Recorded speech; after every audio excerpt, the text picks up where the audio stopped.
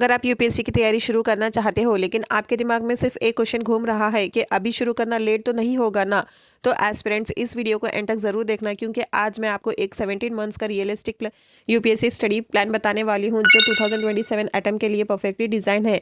सो no over motivation, no fake timetable, सिर्फ practical strategy जो actually काम करती है। So hello aspirants, welcome back to my channel. My name is Neha. I am a UPSC aspirant as well as a UPSC guider for beginners.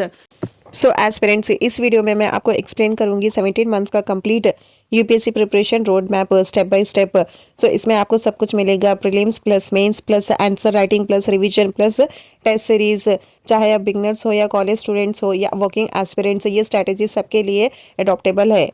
तो चलिए शुरू करते हैं आज का वीडियो। अगर चैनल को सब्सक्राइब नहीं किया है तो पहले कर लेना, क्योंकि ऐसे ही इन्फॉर्मेटिव वीडियोस आपको मिलते रहेंगे इस चैनल पे। सो स्ट्रैटेजी प्लान मैं आपको स्क्रीन पे दे दूंगी, आप वहां से देखते रहना। सो एस्पिरेंट्स, ये रहा आपका यूपीएससी सीएससी 2027 17 मंथ्स का complete strategy plan. So aspirants, seriously I am telling this 12 months will be game changer if you hard work seriously with discipline and consistency. तो सबसे पहले समझते हैं January 2026 to December 2026। So first foundation phase starts from January to June, and second intensive study phase starts from July to December, and third revision and mock exam phase starts from January to May 2027. So aspirants, ये है आपका detail strategy plus approach 17 month study plan. So aspirants, starting from January 2027 to May 2028, you have 1 year 5 months and 25 days. So the total days are 533 days. So aspirants, ये 533 days को मैंने faces में decode किया है। सो इसके मैंने 4 faces को बनाए हैं। सो चलिए समझते हैं एक एक फेस को पूरी अच्छी तरीके से। So first phase start from January to June. So ये फेस में हमको अपना फाउंडेशन बिल्ड करना होता है, अच्छे से फाउंडेशन को प्रिपेयर करना होता है। सो इसके डेज है टोटल 181, और इसके हमको डेली स्टडी आवर्स रखना पड़ता है 8 आवर्स। तो टोटल स्टडी आवर्स हो गए हमारे 1448 टोटल फ्रॉम 181 डेज। सो हमारा नेक्स्ट फेस्ट है जुलाई टू दिसंबर। सो इस फेस में हमको अपने मेंस के लिए रेडी करना पड़ता है, और इसके डेज होंगे 184 डेज, वही सेम 8 आवर्स स्टडी डेली, और इसके टोटल स्टडी आवर्स होंगे 1472 hours. So next fest third, और ये स्टार्ट होता है जनवरी से मई तक।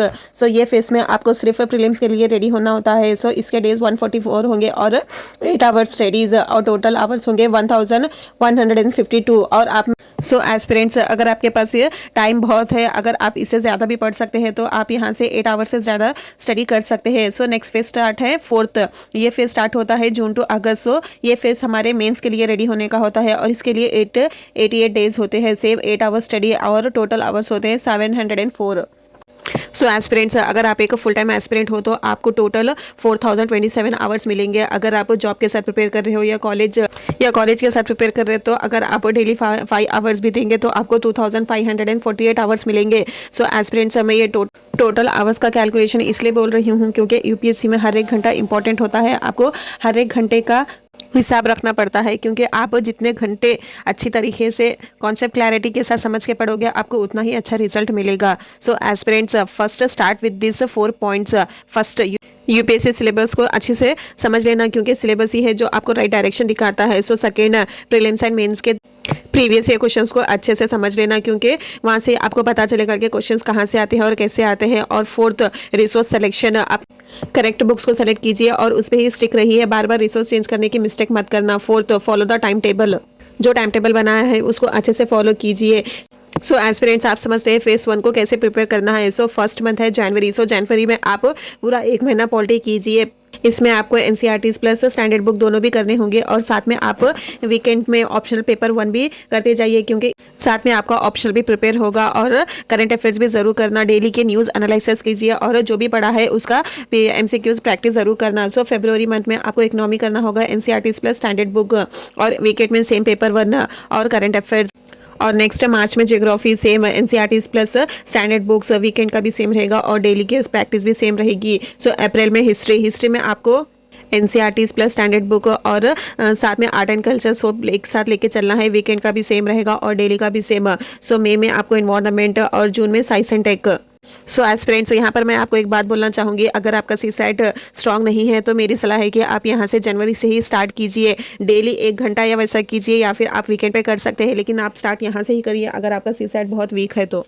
सो ये रहा हमारा फेज 1 का complete strategy. So second phase देखते हैं। So phase number 2 starts from July. So जुलाई में आपको एथिक्स प्लस गवर्नेंस करना होगा और यहाँ से आपको ऑप्शन पेपर 2 लेना होगा, same current affairs and practice question, और यहाँ से आपको आंसर राइटिंग भी स्टार्ट करनी होगी। सो 2 अगस्त यहाँ से रिवीजन स्टार्ट होगा आपका polity first, IR plus and security, ये साथ में रिवीजन के साथ में आपको ये सब्जेक्ट्स करने होंगे। और वीकेंड का तो आपका सेम रहेगा, बस ऑप्शन पेपर 2 लेना, करंट अफेयर्स करना और साथ में प्रैक्टिस करना क्वेश्चंस की और आंसर राइटिंग की भी प्रैक्टिस। सो सितंबर में आपका ज्योग्राफी का रिवीजन होगा प्लस डिजास्टर मैनेजमेंट, और सेम वीकेंड का तो option paper 2, current affairs and answer writing practice.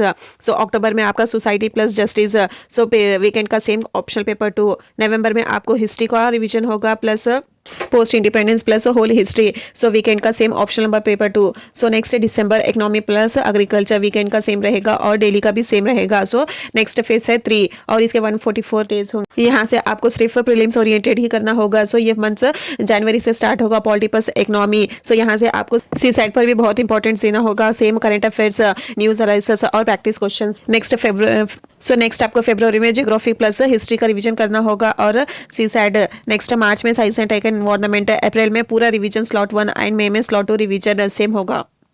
So aspirants ये रहा हमारा करीबन 1.5 साल का complete strategy plan for UPSC. So aspirants इसको अच्छे से समझिए और अच्छे से प्रिपरेशन आपकी स्टार्ट कीजिए। अगर कुछ भी डाउट हो तो कमेंट सेक्शन में ज़रूर पूछना और ऐसे ही वीडियोस के लिए मेरे चैनल को सब्सक्राइब ज़रूर कर लेना। मिलते हैं नेक्स्ट वीडियो में।